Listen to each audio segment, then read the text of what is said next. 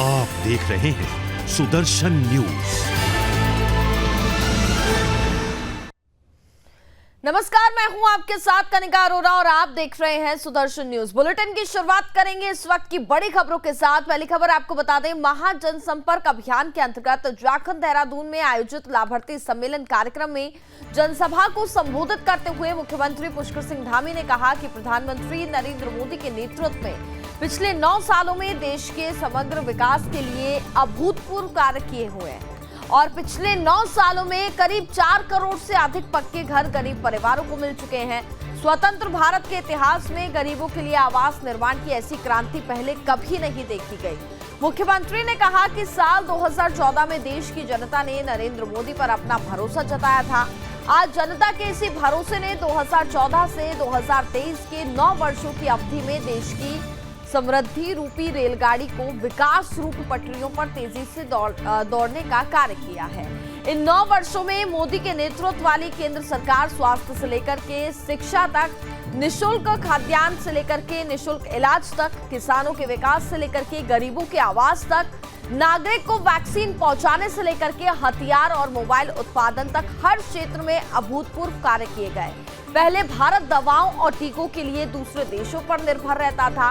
Corona काल में मोदी सरकार के नेतृत्व में भारत ने कोविड के 2 स्वदेशी टीके न केवल विकसित किए बल्कि कई देशों को इनकी आपूर्ति भी की। केंद्र सरकार ने 80 करोड़ लोगों को खाद्य सुरक्षा प्रदान करने के ऐतिहासिक कार्य भी किए हैं।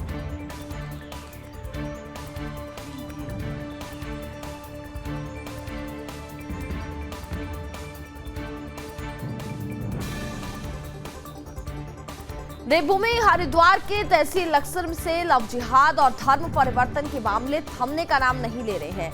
ऐसा ही एक मामला फिर सामने आया, जहां लक्सर के मुख्याली कला निवासी शेर अली नामक के एक युवक ने हिंदू युवती पर जबरदस्ती धर्मांतरण का दबाव बनाया है। युवती का कहना है कि शेर अली उसके घर के पास सस्ते गले की दुकान पर आया करता था और जहां उससे उसकी मुलाकात हुई थी। उसके बाद युवक ने उसे बहला फुसला करके उसके साथ दुष्कर्म जैसी गंभीर घटना को अंजाम दिया और फिर उसके ऊपर धर्मांतरण का दबाव बनाने लगा। जिहादी शेर अली ने युवती को धमकी देते हुए कहा कि वह जाति धर्म परिवर्तन कर मुसलमान बन जाए, नहीं तो जबरदस्ती उठा करके उसका धर्म परिवर्तन करवा देगा। अगर उसने उसकी बात नहीं मानी तो वह उसके भाई सहित उसके पूरे परिवार को जान से मार देगा। डरी सहमी युवती ने लक्सर कचहरी परिसर पहुंच करके किसी के सामने जिक्र किया, जहां से मामला हिंदू संगठनों के संज्ञान में आया और हिंदू संगठन कार्यकर्ता तत्काल ही युवती की मदद करने पहुंचे। पीड़ित युवती द्वारा लक्सर कोतवाली में शेर अली निवासी मुख्याली कला के खिलाफ दुष्कर्म और साथ ही जबरदस्ती धर्म परिवर्तन करने के मामले में तहरीर दी गई है।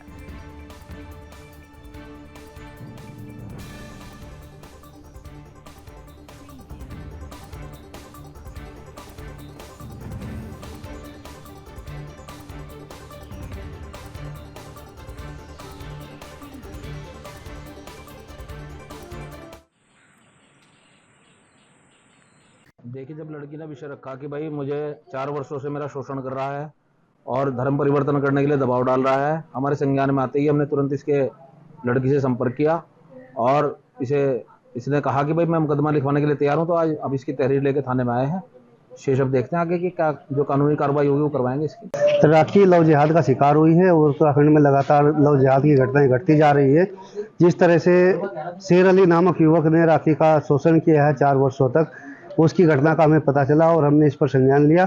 और राखी अपने आप में सक्षम है, वयस्क है और उसने यह निर्णय लिया कि मैं शेर अली के खिलाफ लव जिहाद का एक मुकदमा कायम कराऊंगी। तो इसमें इन्होंने हमारी मदद ली और हम इसकी मदद के लिए यहाँ पे आए हुए। जी, मेरे साथ शेर अली ने 4 साल से संबंध और मुझे झांसे में लेके बातें करके और उसके बाद उसने बोला कि तुम मेरे कहने से जो बातें करोगे या तो ये करो या तुम्हारे भाई को मार देंगे। फोटोज़ वगैरह जो भी है जैसे भी है उसके लिए टॉर्चर करके मुझे धमकी दी, मारने के बारे में बोला मुझे।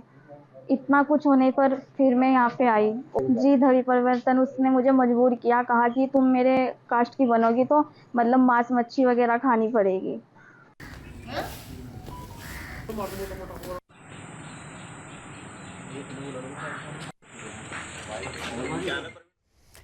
केदारनाथ धाम का प्रलयकारी मंजर जिन्होंने प्रत्यक्ष देखा उनकी आंखों में हमेशा के लिए समा गया। जिसने सुना वह भुला नहीं सका और जिसने भोगा उसके घाव आज तक नहीं भरे। 16 जून और 17 जून का दिन देवभूमि के लिए कहर बनकर के टूटा था।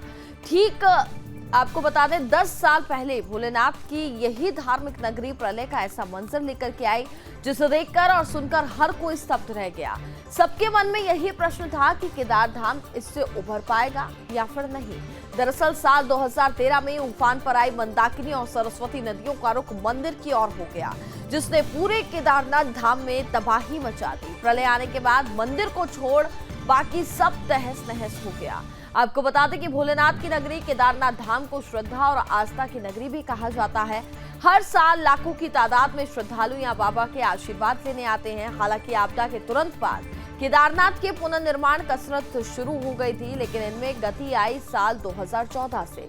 इन वर्षों में प्रधानमंत्री नरेंद्र मोदी के विजन के अनुरूप हुए पुनर्निर्माण कार्यों की बदौलत ही केदारपुरी न केवल दिव्य और भव्य स्वरूप में निखरा बल्कि इसका आकर्षण भी और ज्यादा अच्छा हुआ। धाम में प्रतिवर्ष बढ़ती तीर्थयात्रियों की संख्या इसका उदाहरण है। मास्टर प्लान के मुताबिक केदार धाम में पुनर्निर्माण का कार्य अभी जारी है जिससे ये धाम और भी नए प्रतिमान स्थापित करेगा।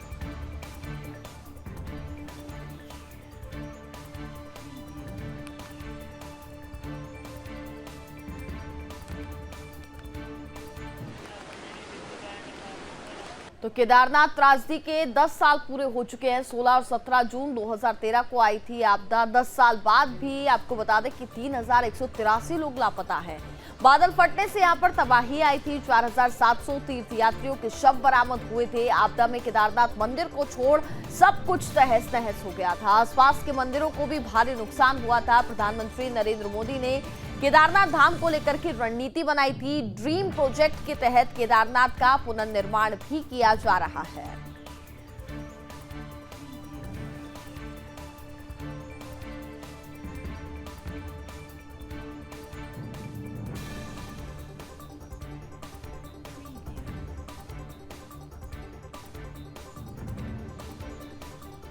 तो वहीं अब आपको बता देते हैं कि केदारनाथ धाम जो है वो इन 10 सालों में कितना ज्यादा विकसित हुआ है। ग्राफिक्स के माध्यम से आपको समझाते हैं। मंदिर के पीछे 390 मीटर वहां पर सुरक्षा की व्यवस्था है। मंदाकिनी में सरस्वती नदी पर भी फिर धीरे धीरे इसके चारों ओर अनियोजित इमारतें बन गई और कहीं छिप सा गया। वर्ष 2017 में माननीय प्रधानमंत्री जी स्वयं श्री केदारनाथ धाम आए एवं धाम के आध्यात्मिक गौरव और दिव्य स्वरूप को पुनः स्थापित करने के लिए श्री केदारनाथ धाम पुनर्निर्माण योजना की परिकल्पना की। यहाँ की रुचि प्रकृति प्रवृत्ति के अनुसार ही इसका पुनर्निर्माण किया जाए। उसमें आधुनिकता होगी लेकिन उसकी आत्मा वही होगी जो सदियों से केदार की धरती ने अपने भीतर संजोए रखा हुआ है। ऐसा पुनर्निर्माण करने की दिशा में इसका काम होगा। इस परिकल्पना के आधार पर सभी हितधारकों की भागीदारी से पर्यावरणीय संतुलन बनाते हुए एक महायोजना तैयार की गई थी। गौरीकुंड से 16 किलोमीटर दूर पैदल मार्ग पर स्थित धाम में इस पैमाने की परियोजना को क्रियान्वित करना, इसके लिए निर्माण सामग्री जुटाना दुश्वार मौसम और विषम भौगोलिक परिस्थितियों के बीच एक बड़ी चुनौती थी। मंदिर तक पहुंच मार्ग का निर्माण पहले कार्य के रूप में लिया गया।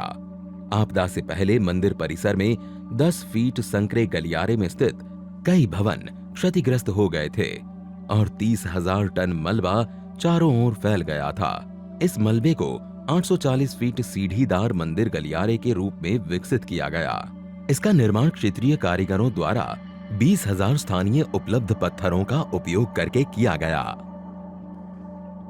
2 नदियों के संगम पर स्थित इस 104 फीट व्यास वाले आगमन प्लाजा का निर्माण वृत्ताकार रूप में 51,000 स्थानीय पत्थरों का उपयोग करके किया गया है। वहीं मंदिर प्लाजा का निर्माण 4,340 वर्ग मीटर क्षेत्र में 15,200 स्थानीय पत्थरों से किया गया है। बाढ़ से सरस्वती और मंदाकिनी नदी के किनारों के साथ बह गई भूमि के पुनर्ग्रहण, तथा बहुस्तरीय बाढ़ सुरक्षा कर मंदिर परिसर को एक द्वीप के रूप में बहाल करने के लिए दोनों नदियों पर बाढ़ सुरक्षा दीवारों का निर्माण कार्य किया गया। आपदा से क्षतिग्रस्त हो गए तीर्थ पुरोहितों के आवासों के पुनर्निर्माण का कार्य चौथे कार्य के रूप में लिया गया। चरणबद्ध तरीके से तीर्थ पुरोहितों के घरों का निर्माण स्थानीय पत्थर, लकड़ी और ढलवा छत उपयोग कर स्थानीय स्थापत्य शैली द्वारा किया जा रहा है। पांचवें कार्य के रूप में आपदा से क्षतिग्रस्त श्री आदि गुरु शंकराचार्य समाधि के पुनर्निर्माण को लिया गया। ऐसा भव्य दिव्य आदि शंकर का वो स्थान बने, उनका समाधि स्थल बने, और वो भी ऐसे बने कि आदि शंकर का स्थान केदार से थोड़ा सा भी अलग हुआ ऐसा अनुभव न करे। समाधि तक पहुंचने के लिए ये भूमिगत रचना, जिसमें स्मारकीय दीवारों के बीच चलकर जाना तीर्थ यात्रियों को एक अनूठी यात्रा का अनुभव प्रदान करता है। मूर्ति के दर्शन कर चिंतन पथ पर चलते हुए ये यात्रा पर्वतों और विहंगम दृश्यों के दर्शन के साथ समाप्त होती है। इन 5 कार्यों का लोकार्पण आज किया जा रहा है।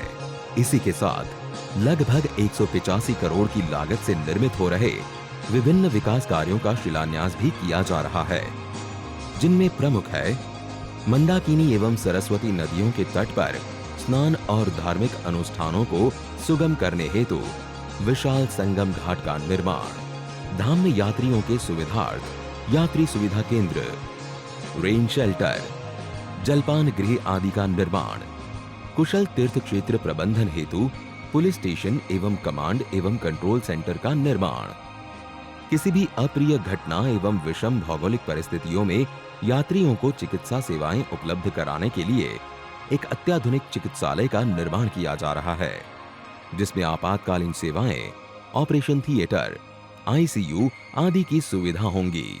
ये निर्माण योजना मात्र भौतिक सुविधाओं को ध्यान में रखकर नहीं, वरन इस स्थल की लौकिक व तीर्थ यात्रियों की आंतरिक ऊर्जा को पुनः जागृत करने। तो केदारनाथ त्रासदी के 10 साल पूरे हो गए हैं और अब आपको बता दें कि 2013 में चूंकि यहां पर आपदा आई थी, उसके बाद से अभी 2023 यानी कि इन 10 सालों में यहां पर कई ऐसी व्यवस्थाएं जो है वो श्रद्धालुओं के लिए की गई हैं। ड्रीम प्रोजेक्ट के तहत यहां पर आपको बता दें कि पुनर्निर्माण कार्य लगातार जारी है और अभी भी ये कार्य चल रहा है। यहां पर एक हॉस्पिटल भी खुलेगा, जिसमें आपको बता दें कि आपातकालीन सुविधाएं वहां पर उपलब्ध रहेंगी, ऑपरेशन थिएटर्स वहां पर बनाए जाएंगे, यानी कि श्रद्धालुओं को किसी भी तरीके की कोई दिक्कत हो तो फौरन वहां पर हर एक व्यवस्थाएं जो है वो श्रद्धालुओं के लिए की जा रही हैं। और इसी के चलते आज इन 10 सालों के भीतर हम देख पा रहे हैं कि केदारनाथ धाम में किस तरीके से वहां पर विकास हुआ है और साथ ही पुनर्निर्माण कार्य भी वहां पर लगातार जारी है।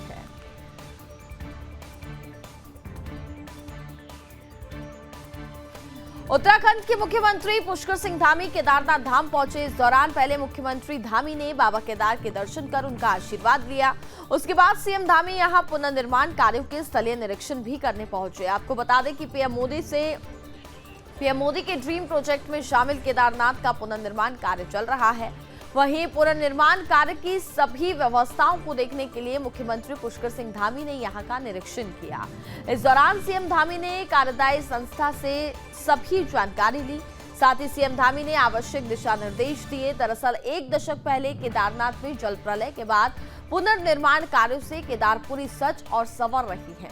प्रधानमंत्री नरेंद्र मोदी के ड्रीम प्रोजेक्ट से आपदा के जख्म मिट रहे हैं। आपदा के बाद पहले चरण में 225 करोड़ रुपए के काम किए गए, अभी काफी कुछ होना बाकी है। दूसरे चरण में 197 करोड़ रुपए की लागत से 21 निर्माण कार्य चल रहे हैं। इसके अलावा 148 करोड़ से ज्यादा तीर्थयात्रियों के लिए आवासीय सुविधा भी मिलेगी। केदारनाथ पुनर्निर्माण 3 चरणों में शुरू किया गया, जो जल्द ही पूरा हो जाएगा।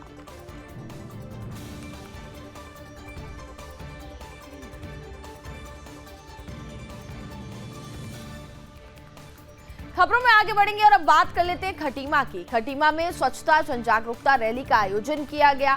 आपको बता दें कि खटीमा नगर पालिका ने 12 जून से लेकर के 18 जून तक उच्च न्यायालय के आदेश पर स्वच्छता सप्ताह जन जागरूकता अभियान कार्यक्रम चलाया जा रहा है। इस कार्यक्रम के अंतर्गत नगर पालिका अधिशासी अधिकारी दीपक शुक्ला और साथ ही नगर पालिका अध्यक्ष सोनी राणा की अध्यक्षता में जन जागरूकता रैली निकाल करके लोगों से अपील की गई है कि कूड़े को अलग अलग 2 भागों में बांट कर रखें। सूखा कूड़ा अलग और गीला कूड़ा अलग करें। इसके साथ ही लोगों और साथ ही वहां से व्यापारियों से उन्होंने अपील की है कि पॉलीथीन का उपयोग ना करें। क्षेत्र को पॉलीथीन मुक्त बनाने और स्वच्छ बनाने में नगर पालिका का सहयोग करें।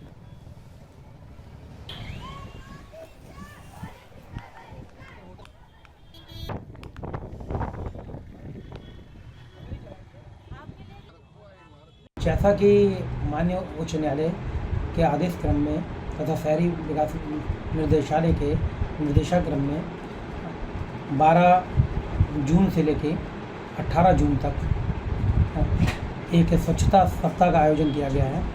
उसमें आज हमारे द्वारा विभिन्न एनजीओ को तथा जो मोहल्ला में कार्यरत स्वच्छता समूह हैं, जो क्या कहते हैं हमारे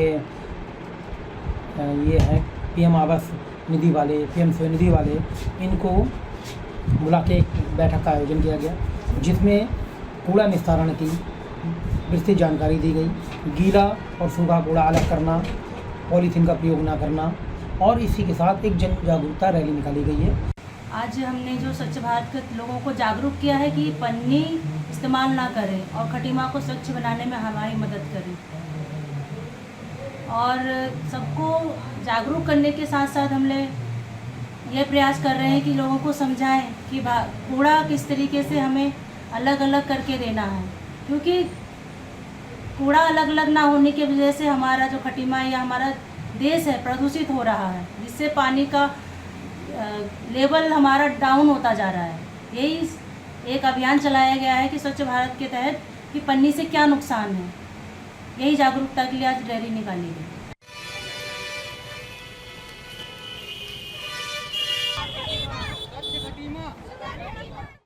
अगली खबर जनपद हरिद्वार के रुड़की से है, जहां रुड़की के सैनिक कॉलोनी के घर में अचानक आग लग गई। आपको बता दें कि यह आग घर के बाहर लगे विद्युत मीटर में शॉर्ट सर्किट होने से लग गई, जिसके बाद घर वालों ने शोर मचाया और वहीं स्थानीय लोग वहां पर इकट्ठा हो गए। वहीं लोगों ने आग की सूचना दमकल विभाग को दी, जिसके बाद मौके पर पहुंचे फायर ब्रिगेड ने कड़ी मशक्कत के बाद आग पर काबू पाया।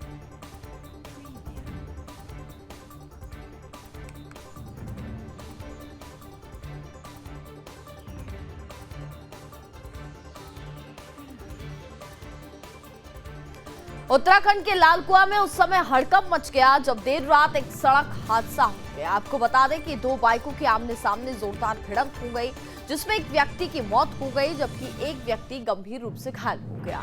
जिसके बाद स्थानीय लोगों ने पुलिस को इस पूरे मामले की सूचना दी। मौके पर पहुंची पुलिस ने मामले को दर्ज कर घायल को अस्पताल में भर्ती करा दिया है और मामले में आगे जांच पड़ताल जारी है।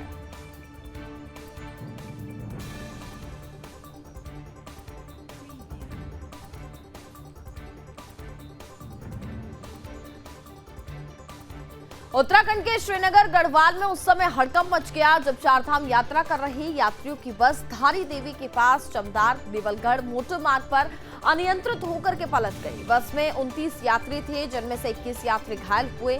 वहीं आपको बता दें कि एक यात्री की हालत काफी ज्यादा गंभीर बताई जा रही है। दरअसल दोपहर बद्रीनाथ धाम से दर्शन कर लौट रहे राजस्थान के यात्रियों की बस का ऋषिकेश बद्रीनाथ राष्ट्रीय राजमार्ग पर धारी देवी मंदिर से कुछ आगे पर ब्रेक हो गया और जिससे कि बस में सवार यात्रियों में चीख पुकार मच गई और बस का ब्रेक फेल होने के बाद चालक ने बस को मुख्य राजमार्ग से चमधार देवलगढ़ मोटर मार्ग की तरफ मोड़ दिया और यहां 100 मीटर पर पहाड़ी से जाकर के टकरा गई, जिससे बस सड़क पर ही पलट गई। वहीं हादसे में 21 यात्रियों को हल्की फुल्की चोटें आई हैं, लेकिन एक यात्री की हालत गंभीर बताई जा रही है। जिसके बाद स्थानीय लोगों ने पुलिस को इसकी सूचना दी। वहीं मौके पर पहुंची व साथ ही एसडीआरएफ के जवानों ने रेस्क्यू ऑपरेशन चला करके घायलों को बाहर निकाला।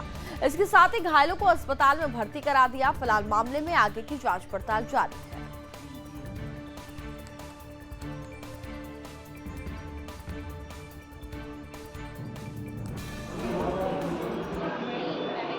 फेल हो गया। इसलिए घूम में ही पता चल गया था गाड़ी में ब्रेक नहीं लग रही, तो मैंने गियर डाउन कर दिया। गियर डाउन करते करते मेरे को उधर ट्रैफिक ज़्यादा दिखा तो इस सिंगल रोड में दे दी गाड़ी। कैसे पलटी गाड़ी? बस यहाँ आते एकदम झोंक मारी गाड़ी, झोंक मारते पलट गई। ठीक है भाई, सिंगल रोड ही खाली नजर आया ना तो इसमें दे दे गाड़ी अपन। अगर सीधी सीधी जाती तो मैं रोकने का चक्कर में था, पर झोंक मारते ही पलट गई। अच्छा। और इसके यहाँ पे ये जो राजस्थान नंबर की बस आ रही थी ऊपर से यात्रा से, तो ये नीचे जा रही थी ऋषिकेश की तरफ को, तो इसका बिल्कुल पुलिया से पहले इसका डाउन पे हल्का डाउन हुआ, पे ब्रेक फेल हो गया, ये बताया गया है। तो ब्रेक फेल होने के बाद जो इसके ड्राइवर द्वारा इसको जो है जो साइड का जो रोड है जो राजेश्वर जाता है, उस रोड पे इसने गाड़ी को ला करके और आगे एक पेड़ पे टकरा के इसको पुलिस उसकी सूझबूझ से सड़क पे पलट दिया गाड़ी को, जिससे कि लगभग इस पे 29 सवारी बैठी थी। और एक इसका जो कंडक्टर है वो क्योंकि गाड़ी से कूद गया था तो उसके पैर में फ्रैक्चर है, और बाकी 8-9 लोगों के हल्की फुल्की चोटें हैं, जिनको जो है एम्बुलेंस के माध्यम से सिरकोट बेस अस्पताल भिजवा दिया गया है।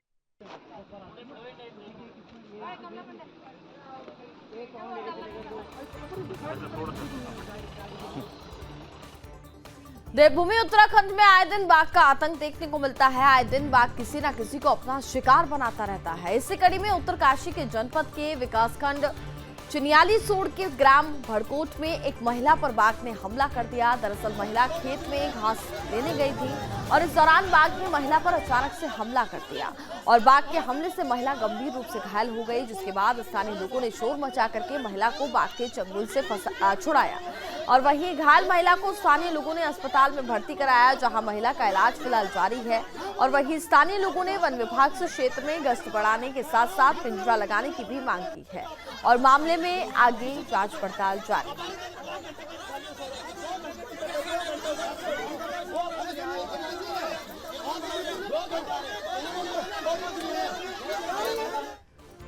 पुरोला महापंचायत के लिए कर रहे थे कूच, जहां शहर में धारा 144 लागू कर दी गई। विकासनगर में महासो रुद्रसेना संगठन के लोगों ने वहां पर पुरोला कूच करने की तैयारी कर रखी थी। दरअसल बजरंग दल और विश्व हिंदू परिषद सहित हिंदू संगठनों ने पुरोला में महापंचायत करने का ऐलान किया था, जिसके चलते पुरोला में धारा 144 लागू कर पुलिस ने इलाके को छावनी में तब्दील कर दिया।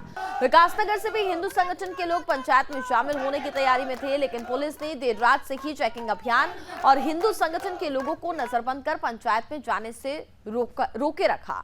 शांति व्यवस्था बनाए रखने के लिए पुलिस ने पंचायत में जाने का आह्वान करने वाले हिंदूवादी नेता और महासो रुद्र सेना के संस्थापक राकेश उत्तराखंडी और उनके समर्थकों को पुलिस ने पुरोला कूच करने के दौरान रोकते हुए पुलिस हिरासत में ले लिया है। आपको बता दें कि महापंचायत से ठीक पहले पुलिस ने राकेश के घर पर डेरा डालते हुए राकेश को पुरोला जाने से रोकने के लिए घंटों तक नजरबंद कर रखा था, जिसके बाद राकेश के घर बाड़वाला पहुंचे उनके समर्थकों ने नारेबाजी के साथ पुरोला महापंचायत कूच का आह्वान किया, जिसके बाद पुलिस बल की मौजूदगी में प्रदर्शन करते हुए जब राकेश और उनके समर्थक पुरोला कूच के लिए रवाना हो रहे थे और तब पुलिस ने सभी को हिरासत में ले लिया।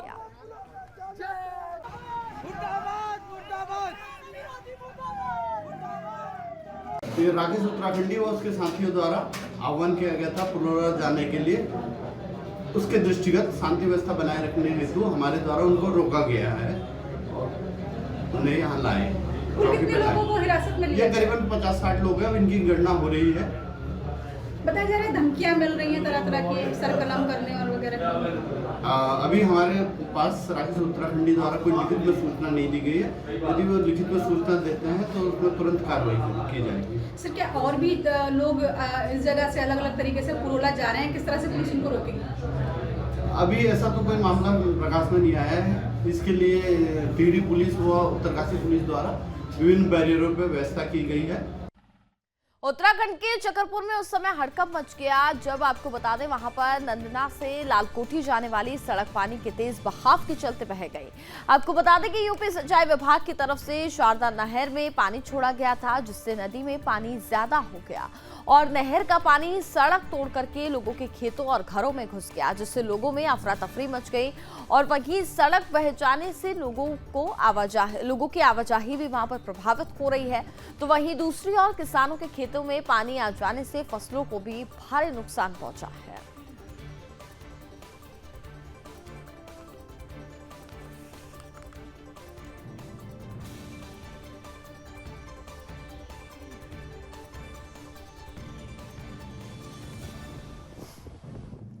देवभूमि उत्तराखंड में धामी सरकार के निर्देश पर लगातार अतिक्रमण पर कार्रवाई की जा रही है। आपको बता दें कि प्रशासन की तरफ से अतिक्रमण अभियान चला करके अवैध अतिक्रमण को ध्वस्त किया जा रहा है। इसी कड़ी में बोंचा मोटर मार्ग पर किए गए अतिक्रमण पर जिलाधिकारी मयूर दीक्षित के निर्देश में लोनीवी राजस्व व साथी पुलिस बल के संयुक्त तत्वाधान में बड़ी कार्रवाई करते हुए अतिक्रमण को ध्वस्त कर हटाया गया।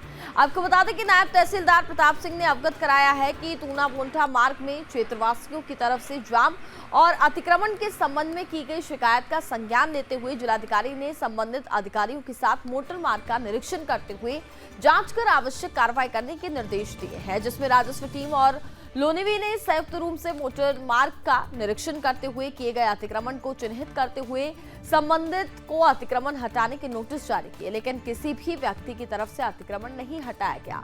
जिसके बाद चिन्हित किए गए अतिक्रमण को पुलिस बल की मौजूदगी में राजस्व टीम और साथ ही लोनीवी और जेसीबी की मशीन से चिन्हित कर अवैध अतिक्रमण पर कार्रवाई की गई।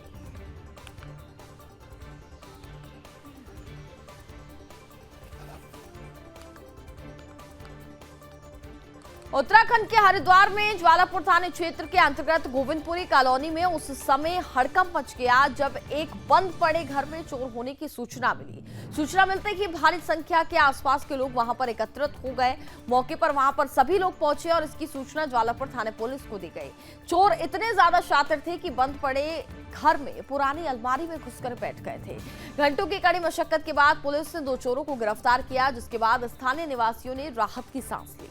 ज्वालापुर रेल चौकी प्रभारी सुधांशु कौशिक का कहना है कि पुलिस को सूचना मिली थी कि एक बंद पड़े मकान में कुछ चोर घुस गए हैं और वो घर में ही मौजूद हैं। सूचना मिलते ही पुलिस टीम मौके पर पहुंची और स्थानीय निवासियों की मदद से पुलिस ने कमरे की अलमारी में छुपे 2 चोरों को कड़ी मशक्कत के बाद गिरफ्तार किया।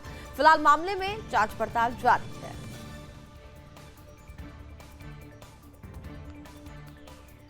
कुछ देर पहले हम लोगों को सूचना मिली थी कि एक बंद मकान में कुछ लोग घुस गए हैं और चोरी का प्रयास कर रहे हैं और जो कि अभी घर में मौजूद हैं। तो इस सूचना पे मैं और हमारी टीम इंस्पेक्टर साहब तुरंत मौके पर पहुंचे और पब्लिक की सहायता से और पुलिस की प्रयास से उनको बगल वाले घर में एक बंद करके कमरे से पकड़ा गया है। 2 लड़के हैं वो। बस ये है, बंद घर है, खंडर मकान है, अंदर सारे ताले बंद थे, सारे अंदर एंट्रेंस बंद थे। तो छतों से कूद के बगल वाली छत से जाके अंदर कूदे हम लोग और बहुत मुश्किलों में लोगों को पकड़ा गया। तो हम पीछे के रास्ते से हमने देखा कि एक रास्ता मतलब खिड़की बच्चों ने तोड़ दी पत्थर मार के, वहाँ पे एक रास्ता है। उसके माध्यम से फिर हम लोग ऊपर गए, पुलिस वाले हमारे जो भाई हैं उनकी सहायता से फिर हमने ऊपर से घुसे। फिर मैं और ये मेरा एक भाई, इन्होंने दरवाजा तोड़ा। तो दरवाजा तोड़ने के बाद भी वो इतने मतलब शातिर टाइप के थे कि उन्हें पता था दरवाजा तोड़ के कैसे छुपना है, कैसे क्या करना है। तो वो अलमारी के अंदर छुपे हुए बैठे हुए थे। यकीन मानिए पुलिस वाले लौट चुके थे वहां से। पुलिस वाले कह रहे यहाँ तो पाँव के निशान नहीं है, पाँव के निशान वो मिटा रहे थे, मतलब पाँव के निशान ना बने धूल पे ना, तो उन्होंने निशान मिटाए थे। तो बस उन्हें पकड़ा, मतलब ऐसे ही लग रहे थे, कुछ था तो नहीं उनके पास, पर डर तो था कि कुछ हो, पर ठीक है, मतलब ये जो यहाँ पर तनाव का माहौल था वो दूर हो गया। और इसी के साथ फिलहाल इस बुलेटिन में बस इतना ही। आप देखते रहिए सुदर्शन न्यूज। जय हिंद।